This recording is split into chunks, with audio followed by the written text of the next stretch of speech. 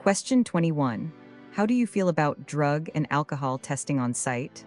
First, I fully support it. It keeps everyone safe, and I'd want the person operating machinery next to me tested too. Second, I'd never come to site under the influence, and I have no problem with random testing at any time. If you have nothing to hide, a random test is just another part of the morning. Finally, safety depends on everyone being fit for work, and that's not only about drugs and alcohol. It's about turning up rested and ready every shift. Question 22. How do you stay focused on safety when you're tired? First, I know fatigue is when most accidents happen, so being tired is exactly when I slow down and pay more attention, not less. Second, I take my breaks, stay hydrated, and I check myself honestly. The danger of fatigue is that it takes away the very judgment you need to notice it. Finally, if I ever felt unsafe to continue, I'd speak up straight away. Saying I need a minute is a lot cheaper than an incident, and no supervisor has ever been angry about that. Question 23. What would you do if you were asked to do a job you haven't been trained for? First, I wouldn't say no problem just to look willing, and I wouldn't guess my way through it either. If I haven't been trained for a task, doing it anyway isn't commitment. It's a risk to me and to the people around me. Second, I'd raise it at the toolbox meeting and ask the leader to walk me through it until I genuinely understand, not just nod along. I'd ask questions until it's clear, and I'd ask for it in writing or as a diagram if that helps, because a drawing removes the guesswork that words can leave behind. Finally, I'd ask to be trained or supervised before I start, and I'd be upfront that I'll do the job properly once I know it.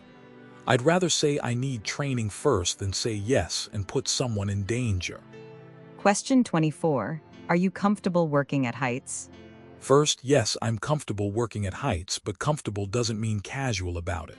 Height is where being casual costs the most, so I treat it with respect every single time. Second, before I go up, the harness goes on and the anchor point gets checked, and I don't step onto a platform or a ladder until my lanyard is clipped on. That isn't a rule I follow because someone is watching. It's simply how I work. Finally, I check the equipment and the setup first.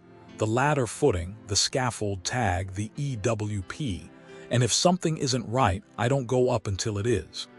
Being comfortable at heights comes from being properly secured, not from being brave. Question 25. How would you work safely around heavy machinery? First, my rule is simple. No spotter, no work.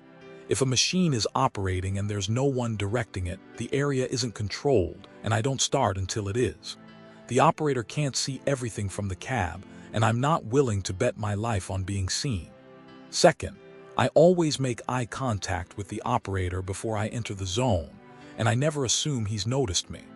I stay out of the exclusion zone and the swing radius, and I keep myself where he can see me at all times.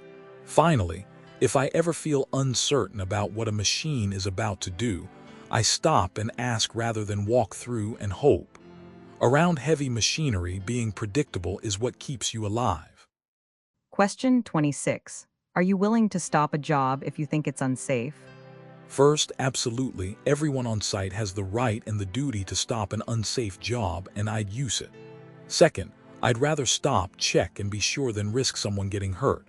And if I stop the job and it turns out I was wrong, that costs 10 minutes. If I don't stop it and I was right, it costs a lot more than that. Finally, speaking up is part of doing the job properly, not an interruption to it. A site where nobody ever stops anything isn't a safe site. It's a lucky one. Question 27. What would you do if you reported a hazard but nothing was done about it? First, I wouldn't just let it go. A hazard that's been reported and ignored is more dangerous than one nobody noticed, because now everyone assumes someone else is handling it. Second, I'd raise it again and take it further up if I had to the supervisor, the safety officer, or the next level above. I'd put it in writing so there's a record, because a hazard raised in writing is much harder to leave sitting. Finally, I'd talk it through with my workmates and bring it into the open, because a risk that everyone knows about is already half controlled. Sharing is where every solution starts. A problem kept quiet stays a problem, But once it's out in the open, it gets fixed. Question 28. What would you do if a workmate got injured and asked you not to report it? First, I understand why someone might ask that. They don't want trouble, or they don't want to be seen as the one who caused a delay. But an injury that isn't reported doesn't disappear. It just goes untreated and it gets worse. Second, I would report it. Not to get anyone in trouble, but because that's exactly what the reporting system is there for. If we hide one injury today, we've quietly agreed that the next one gets hidden too. And one day that hidden injury could be mine or his, and nobody would speak up. Finally, I'd tell my workmate honestly that I'm going to report it, rather than going behind his back, and I'd make sure he gets looked after. Reporting isn't betraying a mate. Letting him go untreated would be. Question 29. Why do you think most workplace accidents happen? First, most of them come from rushing, complacency, or skipping a step to save time. Almost never from someone who didn't know better, but from someone who knew and did it anyway. Second, fatigue and not speaking up play a big part too. Usually somebody saw it coming and said nothing, because it felt like too small a thing to mention. Finally, that's why I follow procedures and never take shortcuts.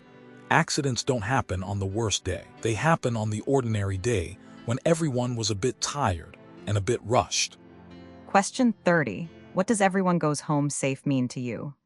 First, it means safety isn't just about me. It's about the whole team looking out for each other, because I can do everything right and still get hurt by someone who didn't. Second, no task is more important than everyone getting home to their families. Every person on that site is somebody's family, and the job will still be there tomorrow. Finally, that mindset guides everything I do on site. It's the reason I speak up, the reason I stop when something's wrong, and the reason I check on the person next to me. Question 31. How do you fit into a new team? First, when I join a new team, I start by watching and listening, learning how the team works and who does what before I jump in. Second, one thing I've found really works is asking for a small bit of help or advice early on. People naturally warm up to you when they help you out, and it breaks the ice far better than trying to prove yourself does. Finally, that builds trust early, and early trust matters for safety. The sooner people are comfortable speaking openly with me, the sooner we're all watching out for each other, right from day one. Question 32. How do you build trust with your teammates? First, my number one principle is simple: actions over words, and never lie or talk behind anyone's back. That's how trust is really built. Second, I live that out by doing what I say I'll do and staying consistent, so people know they can rely on me. Finally, I build trust in small ways too, letting a tired workmate take a break first, sharing what I have, and eating and spending downtime together. And above all, by listening to people and looking out for their safety, because a workmate who watches your back is one you trust. Question 33. Can you give me an example of good teamwork? First, one of my best examples was during peak hours in busy restaurant work, where everything depends on the team moving as one. The moment I took an order, I shared it with the kitchen straight away so nothing was held up. Second, I always read the order back to confirm it, because a quick check like that stops mistakes before they happen, and I kept sharing updates as the situation changed so everyone stayed on the same page. Finally, I've learned that the busier it gets, the calmer you have to stay.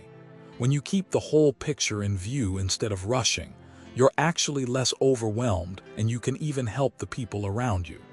That habit of constant sharing is exactly what I'd bring to a site team. Question 34. Do you prefer working alone or as part of a team? First, I believe no one really works alone.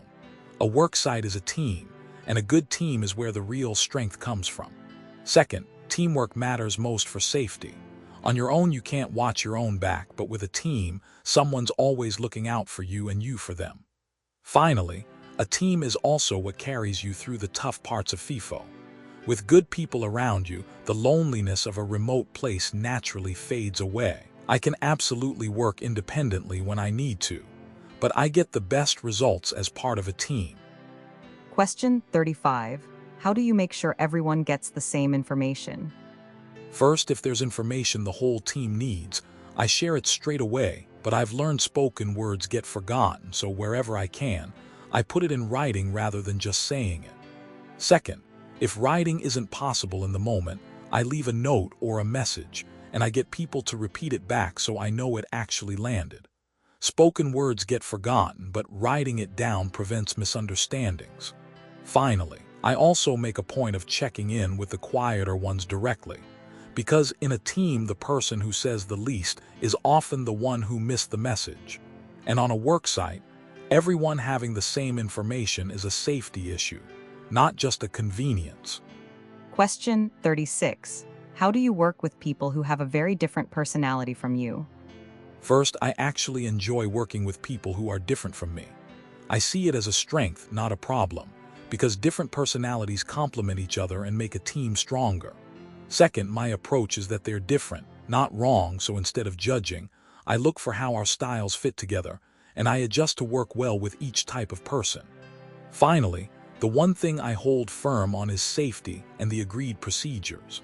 I'll respect anyone's personality, but when it comes to the rules that keep us safe, I make sure we're all aligned. Question 37. How would you work with someone when there's a language or culture barrier? First, I actually see diversity as one of the best parts of the work. Difference isn't an obstacle, it's what makes a team interesting, so a language barrier doesn't put me off. Second, the way I handle it is to keep my communication simple and clear. Check that we both understood the same thing, and use whatever helps, gestures, pointing, showing rather than telling.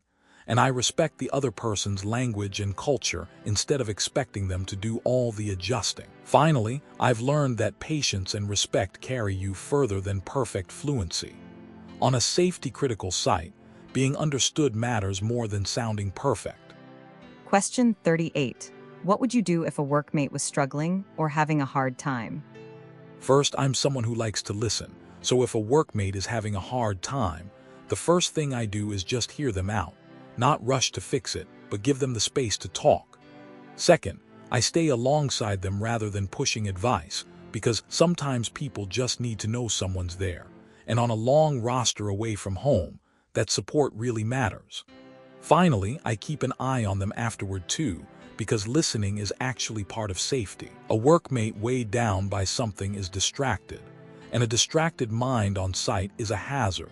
So helping them feel steadier keeps the whole team safer. Question 39. How do you handle feedback or criticism? First, when I get feedback or criticism, I take it in without getting defensive. I listen fully first, because reacting defensively is the fastest way to miss something useful.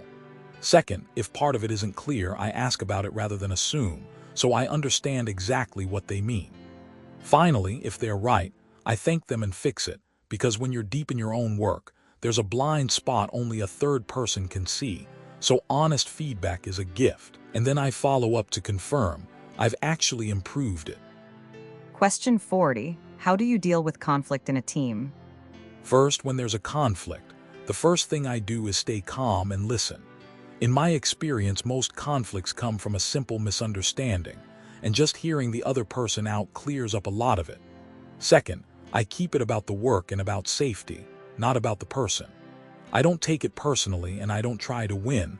I focus on what's the right thing to do for the job.